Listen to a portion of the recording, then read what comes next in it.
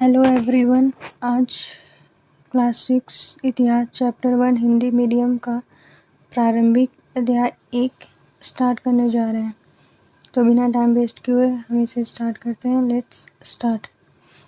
तो प्रारंभिक कथन, क्या, कब और कहाँ और कैसे, ये सब इस चैप्टर में आज पढ़ेंगे कि हमारे इतिहास का कैसे आया, हमारे इस इतिहास में ही क्यों रखा गया, ये सब चीज़ हम इस चैप्टर में आज पढ़ेंगे। तो रशीदा का सवाल। रशीदा बैठी अखबार पढ़ रही थी। अचानक उसकी निगाह एक सुर्खी पर पड़ी। 100 साल पहले। यह सोचने लगी कि कोई कैसे जान सकता है कि इतने वर्षों पहले क्या हुआ था। तो कैसे पता लगाएं? यह जानने के लिए कल क्या हुआ था तुम रेडियो सुन सकते हो, टेलीविज़न देख सकते हो या फिर अखबार पढ़ सकते हो। साथ ही यह जानने के लिए कि पिछले साल क्या था तुम किसी ऐसे व्यक्ति से बात कर सकते हो जिसे उस समय की स्मृति हो। लेकिन बहुत पहले क्या हुआ था यह कैसे जान सकते हो?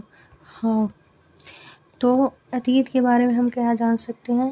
अतीत के बारे में बहुत कुछ जाना जा सकता है, जैसे लोग क्या खाते थे, कैसे कपड़े पहनते थे, किस तरह के घरों में रहते थे, आखेटकों, शिकारियों, पशुपालकों, कृषकों, शासकों, व्यापारियों, पुरोहितों, शिल्पकारों, कलाकारों, संगीतकारों या फिर वैज्ञानिकों के जीवन के बारे में जानकारियाँ हासिल कर सकते हैं। यही नहीं कि हम यह भी पता कर सकते हैं कि उसमें बच्चे कौन सा खेल खेलते थे, कौन सी कहानियाँ सुनते थे, कौन सा नाटक देखा करते थे और कौन से गीत गाते थे, लोग कहाँ रहते थे। मानचित्र 1 पृष्ठ 2 में नर्मदा नदी का पता लगाओ। ये हमारे पास एक मानचित्र दिया गया है, तो हम इसे पता लगाएंगे। देखिए, ये हमारा मानचित्र है, तो हम इसे थोड़ा बड़ा कर लेते हैं। ये है हमारा नर्मदा नदी। इस नर्मदा नदी ये वेस्ट की ओर गिरती है। तो हम इस सारे चीज़ों को देख लेते हैं एक बार पहले। छोटा करते हैं। तो ये है हमारा सिंधु नदी, इसकी सहायक नदियाँ झेलम नदी, चेनाब नदी, रावी नदी, सतलज और ब्यास। यहाँ पर हमारा हिमालय है। यहाँ पर गंगा नदी है, गंगा से यमुना नदी मिलती है, हिमालय से निकलती है और फिर ये गंगा नदी इधर जाकर बे ऑफ बंगाल में गिरती है। इधर से चंबल नदी आती है, इधर से सोन नदी आती है। ये है हमारा नर्मदा नदी के ऊपर विंध्य की पहाड़ियाँ और नर्मदा के नीचे बहती है ताप्ती नदी। यहाँ पर हमारी है महानदी, यहाँ पर है हमारी गोदावरी नदी, कृष्णा नदी, तुंगभद्रा नदी। ये इसे कहते हैं पश्चिमी घाट, इसे कहते हैं पूर्वी घाट। सॉरी। पेन्नार नदी है, कावेरी नदी है, ये हमारा लक्षद्वीप है, ये हमारा हिंद महासागर है, ये हमारा अंडमान निकोबार द्वीप समूह है, इसे बंगाल की खाड़ी कहते हैं, इसे अरब सागर कहते हैं। ये हमारा काबुल नदी है, ये सुलेमान है, ये किरधार की पहाड़ियाँ हैं, इधर ब्रह्मपुत्र नदी है, गारो पहाड़ियाँ हैं। तो हमें इसे अच्छे से एक बार देख लेना है। अब हमारा आता है, ऊपर आते हैं यहाँ। तो मानचित्र पृष्ठ 2 नर्मदा नदी हमारे देखनी है। कई लाख वर्ष पहले से लोग इस नदी के तट पर रह रहे हैं। यहाँ रहने वाले आरंभिक लोगों में से कुछ कुशल संग्राहक थे जो आसपास के जंगलों की विशाल संपदा से परिचित थे। अपने भोजन के लिए वे जड़ों, फलों तथा जंगल के अन्य उत्पादों का यहीं संग्रह किया करते थे। वे जानवरों का आखेट यानी शिकार किया करते थे। अब तुम उत्तर पश्चिम की सुलेमान और किरथार पहाड़ियों का पता लगाओ। इधर इसी क्षेत्र में कुछ ऐसे स्थान हैं जहाँ लगभग 8,000 वर्ष पूर्व स्त्री पुरुषों ने सबसे पहले गेहूं और जौ उगाई थी। उन्हें भेड़, बकरी, गाय, बैल जैसे पशुओं का पालतू बनाना शुरू किया। ये लोग गांव में रहते थे। उत्तर पूर्व में गारो और मध्य भारत में विंध्य पहाड़ियों का पता लगाओ। यहाँ पर हमारा है गारो पहाड़ी और यहाँ पर है विंध्य पहाड़ी। कुछ ऐसे क्षेत्र हैं जहाँ कृषि पर विकास हुआ, जहाँ सबसे पहले चावल उपजाया गया और वे स्थान विंध्य के उत्तर में स्थित है। यहाँ और यहाँ चावल, यहाँ गेहूँ और जौ।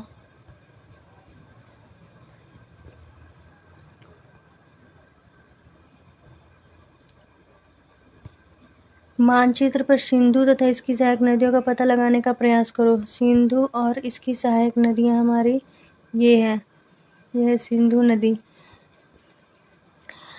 सहायक नदियाँ उन्हें कहते हैं जो एक बड़ी नदी में आके मिलती है, यानी एक कोई नदी बह रही है और इसमें से कोई इधर से इधर से इधर से इधर से इधर से, तो इन सब को हम कहेंगे सहायक नदियाँ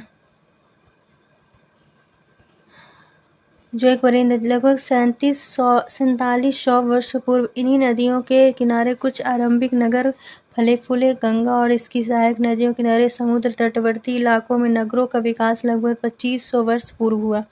गंगा और इसकी सहायक नदी सोन का पता लगाओ। गंगा और इसकी सहायक नदी सोन, ये गंगा और ये सोन। गंगा के दक्षिण में इन नदियों के आसपास के क्षेत्र प्राचीन काल में मगध, जिसे आज के समय में बिहार कहते हैं, इस नाम से जाना जाता था। इसके शासन बहुत शक्तिशाली थे और उन्होंने एक विशाल राज्य स्थापित किया। देश के अन्य हिस्सों में वैसे राज्यों की स्थापना की गई थी। लोगों ने सदैव उपमहाद्वीप के एक हिस्से से दूसरे हिस्से तक यात्रा की। कभी कभी हिमालय जैसे पर्वतों, पहाड़ी, रेगिस्तानों, नदियों और समुद्रों के कारण यात्रा जोखिम भरी होती थी, फिर भी यात्रा उनके लिए संभव नहीं थी। अंततः कभी लोग आम की तलाश में तो कभी प्राकृतिक आपदाओं के कारण एक स्थान से दूसरे स्थान जाया करते थे।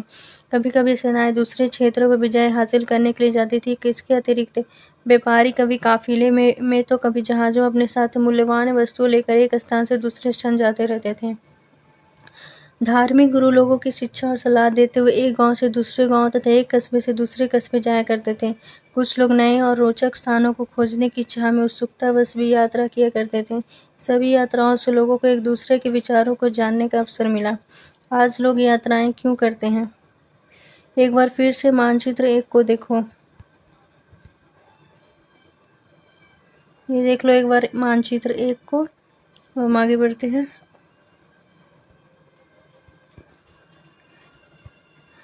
देखो, पहाड़ियाँ, पर्वत और समुद्र इस उपमहाद्वीप की प्राकृतिक सीमा का निर्माण करते हैं। हालांकि लोगों के लिए इन सीमाओं को पार करना आसान नहीं था। जिन्होंने ऐसा चाहा वैसा कर सके। वे पर्वतों की ऊंचाई को छू सके, गहरे समुद्रों को पार सके। इस उपमहाद्वीप के बाहर से भी कुछ लोग यहाँ आए और यहीं बस गए। लोगों के इस आवागमन ने हमारी संस्कृति परंपराओं को समृद्ध किया। कई 100 वर्षों से लोग पत्थर को तराशने, संगीत रचने और यहाँ तक कि भोजन बनाने के तय तरीकों के बारे में एक दूसरे के विचारों को अपनाते रहे। देश का नाम। अपने देश के लिए हम प्रायः इंडिया शब्द का या भारत शब्द का प्रयोग किए। ये नाम आया कहाँ से, इसे हम देखेंगे। इंडिया शब्द इंडस से निकला है, जिसे संस्कृत में सिंधु कहते हैं। अपने एटलस में ईरान और यूनान का पता लगाओ। लगभग 2500 वर्ष पूर्व उत्तर पश्चिम ओर से आने वाले ईरानियों ने इसे सिंधु कहा, हिद्दोस अथवा इंदोस, और इस नदी के पूर्व में स्थित भूमि प्रदेश को इंडिया कहा। भारत नाम का प्रयोग उत्तर पश्चिम में रहने वाले लोगों के एक समूह के लिए किया जाता था। इस समूह का उल्लेख संस्कृत की आरंभिक लगभग 3500 वर्ष पुरानी कृति ऋग्वेद में भी मिलता है। बाद में इसका प्रयोग देश के लिए होने लगा। अतीत के बारे में कैसे जानें? अतीत की जानकारी हमें कई तरह से प्राप्त कर सकते हैं। इनमें से एक तरीका अतीत में लिखी गई पुस्तकों को ढूंढना और पढ़ना है। ये पुस्तकें हाथ से लिखी होने के कारण पांडुलिपि कही जाती है। जो बुक हैंड से लिखी जाती है उसे हम कहते हैं पांडुलिपि, और इसे ही हम अंग्रेजी में कहते हैं मैन्युस्क्रिप्ट। अंग्रेजी में पांडुलिपि के लिए मैन्युस्क्रिप्ट, इसे मेनू का अर्थ होता है हाथ। वे पांडुलिपियां प्रायः ताड़पत्रों या हिमालय क्षेत्रों के उगने वाले भूर्ज नामक पेड़ की छाल से विशेष तरीके से तैयार पर मिलती है। ये जो हमारा ये जो हमारा लिखा हुआ है, ये हमारा भूर्ज के पत्र पे लिखा हुआ है, भूर्ज के पत्र पर। Okay, next. इतने वर्षों में इनमें से कई पांडुलिपि कीड़ों खा ली हैं, कुछ नष्ट कर दी गई। फिर भी ऐसी कई पांडुलिपियां आज भी उपलब्ध हैं। ये पांडुलिपियां मंदिरों और विहारों में प्राप्त होती है। विहार मंदिर की तरह ही होता है।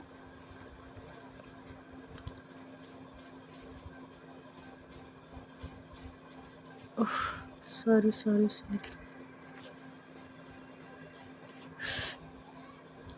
कुछ हो गया था गलती से, सॉरी। इन पुस्तकों में धार्मिक मान्यताओं और व्यवहारों, राजाओं के जीवन, औषधियों तथा विज्ञान आदि सभी प्रकार के विषयों की चर्चा मिलती है। इसके अतिरिक्त हमारे यहाँ महाकाव्य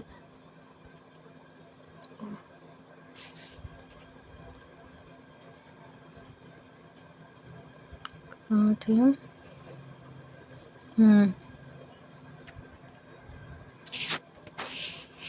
हम पढ़ रहे थे, कोई बात नहीं, हम उसे फिर से ले आएंगे। आप अपनी पढ़ाई पर ध्यान दीजिए। वैसे कई संस्कृति में लिखे हुए मिलते, जबकि अन्य प्राकृत और तमिल में मिलते हैं। प्राकृत भाषा का उपयोग आम लोग करते थे। हम लोग इसी चैप्टर में थे ना? हाँ, इसी चैप्टर में थे। हमें अभिलेखों का भी अध्ययन कर सकते हैं। ऐसे लेख पत्थर अथवा धातु जैसी अपेक्षाकृत कठोर सतहों पर उत्कीर्ण किए गए मिलते हैं। कभी कभी शासक अथवा अन्य लोग अपने देशों के इस तरह उत्कीर्ण करवाते थे ताकि लोग उन्हें देख सकें, पढ़ सकें और उनका पालन कर सकें। कुछ अन्य प्रकार के अभिलेख भी मिलते हैं जिनमें राजाओं और रानियों सहित अन्य स्त्री पुरुषों ने अपने कार्यों के विवरण उत्कीर्ण करवाए हैं। उदाहरण के लिए प्रायः शासक लड़ाइयों में अर्जित विजयों का लेखा जोखा रखते थे तो वो पत्थरों पर लिखवा देते थे। लगभग 2250 वर्ष पुराना अभिलेख वर्तमान अफगानिस्तान में है। ये कहाँ है?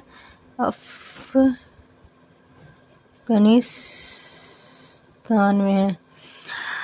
अफगानिस्तान के कंधार से प्राप्त हुआ यह अभिलेख अशोक नामक शासक के आदेश पर उत्कीर्ण करवाया गया था। इस शासक के विषय कक्षा 7 में पढ़ोगी। जब हम कुछ लिखते हैं तब हम किसी लिपि के प्रयोग करते हैं। लिपियाँ अक्षरों अथवा संकेतों से बनी होती हैं। कुछ बोलते हैं अथवा पढ़ते हैं तो एक भाषा का प्रयोग होता है। इस अभिलेख भाषा में प्रयुक्त होने वाली यूनानी और अरामैक नामक 2 विभिन्न लिपियों भाषाओं में है। क्या तुम बता सकते हो कठोर सतह पर लेख लिखवाने के क्या लाभ थे? ऐसा करवाने में उन्हें क्या क्या कठिनाइयाँ आती थी? इसके अतिरिक्त अनेक वस्तुएं अतीत में बनी और प्रयोग में लाई जाती थी। ऐसी वस्तुओं का अध्ययन करने वाला लोग पुरातत्वविद कहलाता था। पुरातत्वविद पत्थर ईंटों से बनी इमारतों के अवशेषों, चित्रों और मूर्तियों का अध्ययन करते थे। वे औजारों, हथियारों, बर्तनों, आभूषणों तथा सिक्कों की प्राप्ति के लिए छानबीन और खुदाई भी करते थे। इनमें से कुछ वस्तुएं पत्थर, पक्की मिट्टी तथा कुछ धातु की बनी हो सकती हैं। ऐसे तत्व कठोर तथा जल्दी नष्ट न होने वाले हैं।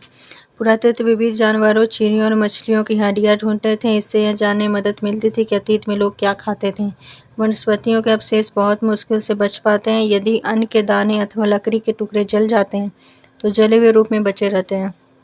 क्या पुरातत्वविद को बहुधा कपड़ों के अवशेष मिलते होंगे? पांडुलिपियों, अभिलेखों और पुरातत्व के ज्ञात जानकारियों के लिए इतिहासकार प्रायः स्रोत शब्द का प्रयोग करते हैं। इतिहासकार उन्हें कहते हैं जो अतीत का अध्ययन करते हैं। स्रोत के प्राप्त होते अतीत के बारे में बहुत पढ़ना रोचक हो जाता है, क्योंकि इन स्रोतों की सहायता से हम धीरे धीरे अतीत का पुनर्निर्माण करते हैं। इतिहासकार तथा पुरातत्वविद उन जासूसों की तरह हैं जो सभी स्रोतों को प्रयोग सुराग के रूप में अतीत में जानने का प्रयास कर सकते हैं। अतीत एक या अनेक। क्या तुमने इस पुस्तक के शीर्षक हमारे अतीत पर ध्यान दिया है? यहाँ अतीत शब्द का प्रयोग बहुवचन के रूप में किया गया है। सत तथ्य की ओर ध्यान दिलाने के लिए किया कि अलग अलग समूह के लोगों के इस अतीत के अलग अलग मायने थे। उदाहरण के लिए पशुपालकों अथवा कृषकों का जीवन राजाओं तथा रानियों के जीवन से और व्यापारियों का जीवन शिल्पकारों के जीवन से बहुत भिन्न था। जैसा कि हम आज भी देखते हैं, उस समय भी देश के अलग अलग हिस्सों में लोग अलग अलग व्यवहारों और रीति रिवाजों का पालन करते थे। उदाहरण के लिए आज अंडमान द्वीप के अधिकांश लोग अपना भोजन मछलियाँ पकड़कर, शिकार करके, फल फूल संग्रह करते हैं। इसके विपरीत शहरों में रहने वाले लोग खाद्य आपूर्ति के लिए अन्य व्यक्तियों पर निर्भर रहते हैं।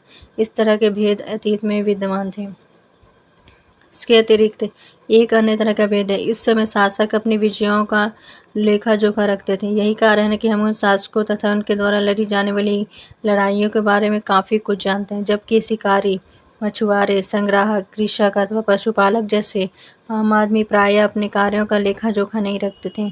पुरातत्व की सहायता से हम उनके जीवन को जानने में मदद मिलती है, हालांकि अभी भी इनके बारे में बहुत कुछ जानना शेष है। तिथियों का मतलब। अगर कोई तुमसे तिथि के विषय में पूछे तो तुम उस दिन की तारीख, माह, वर्ष, जैसे कि 2000, इसी तरह कोई वर्ष बताओगे। वर्ष की गणना ईसाई धर्म प्रवर्तक ईसा मसीह के जन्म की तिथि से की जाती है। अर्थात 2000 वर्ष कहने का तात्पर्य ईसा मसीह के जन्म के 2000 वर्ष के बाद से है। ईसा मसीह के जन्म के पूर्व की सभी तिथियां ईसवी पूर्व ईसा से पहले के रूप में जानी जाती है, और इस पुस्तक में 2000 को हम प्रारंभिक बिंदु मानते हुए वर्तमान से पूर्व की तिथियों का उल्लेख करेंगे। इतिहास और तिथियां। अंग्रेजी में में BC को हिंदी में ईस्वी पूर्व और तत्पर बिफोर क्राइस्ट कहते हैं। हम BC को कहते हैं बिफोर क्राइस्ट, यानी ईसा मसीह के जन्म से पहले की तिथियाँ। और कभी कभी कुछ तिथियों को AD कहते हैं, आफ्टर AD, यानी हिंदी में जिसे एनो डोमिनी कहते हैं, एनो डोमिनी, ईसा मसीह के जन्म के बाद की तिथियाँ, के वर्ष हैं। कभी कभी AD की जगह CE होता है, इसकी जगह हम CE कहते हैं, जिसका मतलब हुआ कॉमन ईरा, कॉमन ईरा। और इसके जगह हम होता है BC, यानी हम कहते हैं before common era, before common era. इस शब्दों का प्रयोग इसलिए करते कि विश्व के अधिकांश देशों में इस कैलेंडर का प्रयोग सामान्य हो गया है। भारत में तिथियों के इस रूप लगभग 200 से पूर्व आरंभ हुआ था। अभी अंग्रेजी के BP अक्षरों का प्रयोग, जिनका तात्पर्य बिफोर प्रेजेंट, वर्तमान से पहले। तो ये सब हो गया, इसका क्वेश्चन आंसर आप लोग कर लेंगे। ऐसे मैं इसका आपको वीडियो बनाकर डाल दूँगी। तो आज के लिए धन्यवाद, इतना ही, थैंक यू।